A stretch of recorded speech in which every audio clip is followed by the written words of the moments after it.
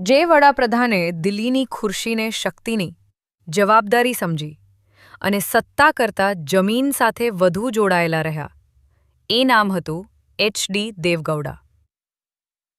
Fact 1 ઘણા ઓછા લોકોને ખબર છે.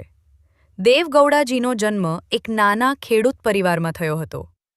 બળદ, હળ અને ખેતર તેમની રાજનીતિની પહેલી પાઠશાળા બન્યા. તેથી વડાપ્રધાન બન્યા પછી પણ તેમની વિચારધારા ક્યારેય ખેડૂતોથી અલગ રહી નથી.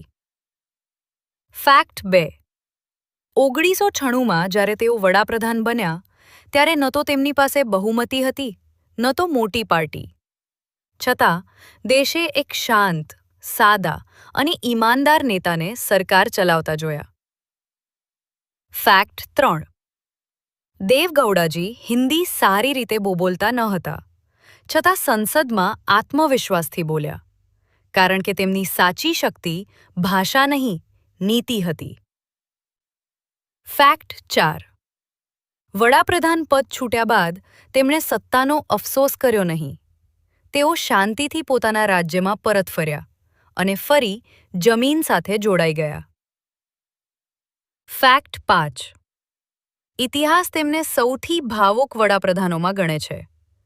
ખેડૂત અને ગરીબોની વાત કરતા તેમની આંખો ઘણીવાર ભીની થઈ જતી. કેટલાક નેતાઓ ખુરશી માટે જીવે છે અને કેટલાક ખુરશી પર બેઠા હોવા છતાં પણ માણસ બની રહે છે. એ જ તેમની સાચી વારસાગાથા છે.